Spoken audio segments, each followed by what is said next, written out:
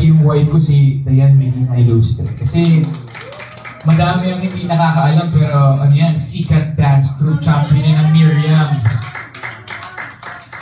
Tsaka nung Yuwing Dance, pinagbigyan lang ako niya kasi na-inlove na sa akin. Baka siya yung champion.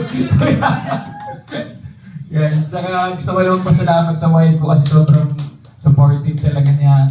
And nung nanalo ako, umiyak din yan kasi alam ko yung love niya sa akin. Kasi siya yung nakakakita na pag umuwi ako sa bahay na sakit na likuran ko. Pag gumigising ako, may stiff neck ako, sakit ng braso ko. Sila ni Raver, yung kuya ko, si Kuya Omar, nagpapalakas ng loob ko. And syempre yung mga kids ko, si Isabella, marinig lang yung Stars on the Floor, pumapalakpak na yan eh. Ayun, may clap oh. Isa pa. Stars on the floor. Ayan.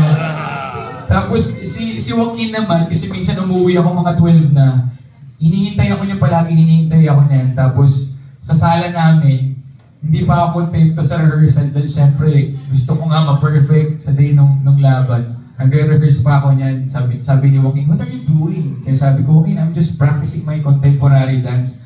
Kaya pag sinabi ko, "Okay, do the contemporary dance," nag-sliding nga, yung ikot-ikot. So nakikita rin ako ni Joaquin. So syempre, sa future sigurado na yan dahil tuturuan ko yan, sumayaw, kumanta lahat na.